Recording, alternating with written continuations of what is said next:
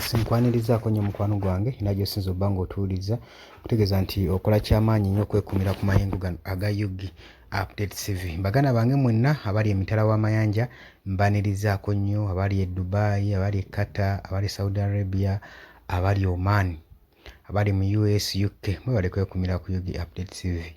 Ssemakadde Isaac, Pulezidenti wa Uganda Law Society, asindikiddwa mu nkomyo amaleyo emyaka 2.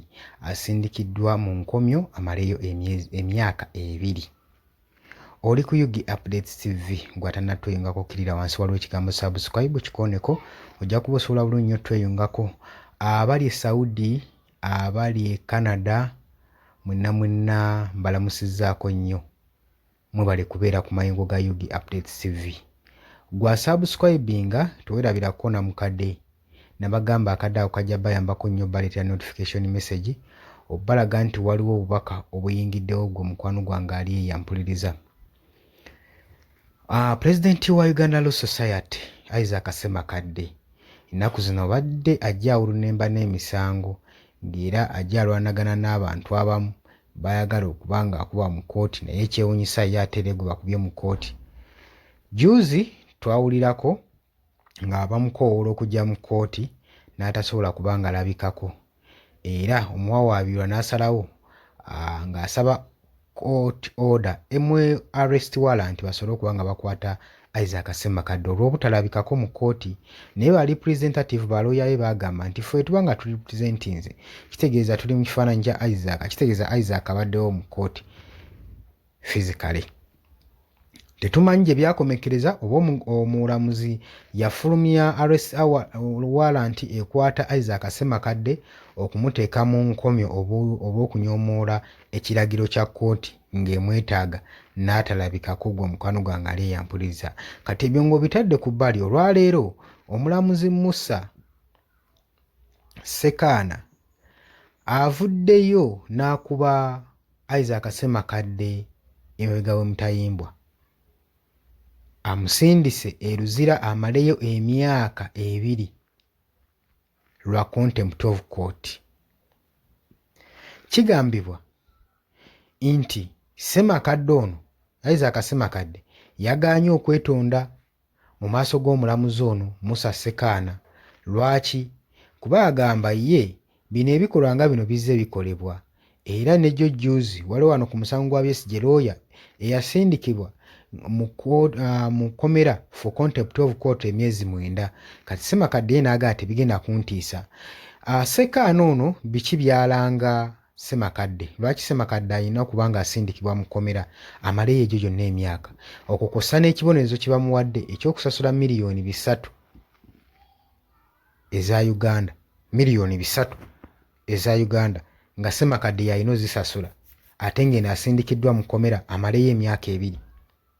Kigambibwa nti mu mwaka oguwedde gwa 2024 mu Desemba ng'ennaku z'omwezi 17 mu meeting eyakolebwa n'aba Uganda Law Society, Musa Ssekaana ono yalimu ng'awozesebwamu 45 nga Isaac amwakyuzinga nti ono alina engeri gy'abikkiriramu ba government officers abali enguzi, ng'agamba lawyer omulamuzi ono Chief Justice alina engeri gy'abikkiririzaamu okubikkiririza abali b'enguzi mu gavumenti ya Mwami Yoweri Kaguta Museveni.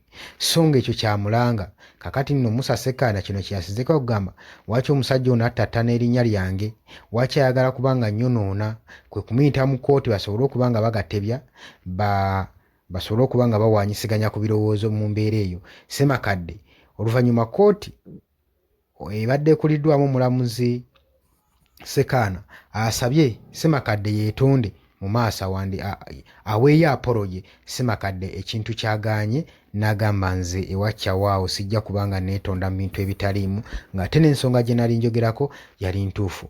Okukakkana ng'omulamuzi ono Chief Justice Musa Ssekaana asindisa Isaac Ssemakadde Pulezidenti wa Uganda Law Society mu mbuga z'amatte nga musindise emabega w'emitayimbwa amaleyo emyaka 2 saako n'okuba fine ekibonerezo kya miliyoni 3 kyalina okusasula gwe mukwano gwange ali eyampuliriza.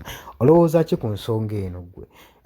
Wetwogeddeko n'omulamuzi ono Ssekaana agambye nti nno kkooti eyina obuyinza, kkooti ye nga judiciary eyina obuyinza mbu okweprotectinga singa wabeerawo embeera egitiisatiisa kye bayita contempt of court y'ensonga waaki akubye Isaac Ssemakadde emyaka 2 mu kkomera gwe mukwano gwange Aleya mpuliriza.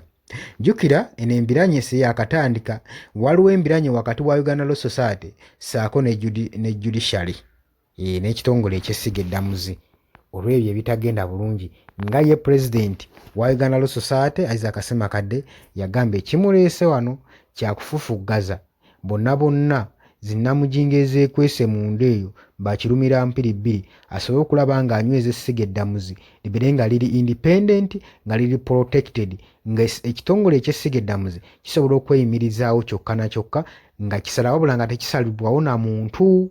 Tetumanyi muntu kyasalirawo kitongole ekyo naye okusinziira ku bigambo bya Isaac Ssemakadde bw'atyo bwe yatugamba. Obadde ku Yugi Updates TV mukwano gwange akusinziza okuba nga otuwuliriza gwagala otweyungako kirira wansi waliwo ekigambo subscribe kikoneko ojja kuba osobola bunnyo otweyungako ojjangu mu comment section otangaze bannayuganda okusinziira ku ndowooza yo nga kino wookiraba. Mbaagala nnyo mweraba.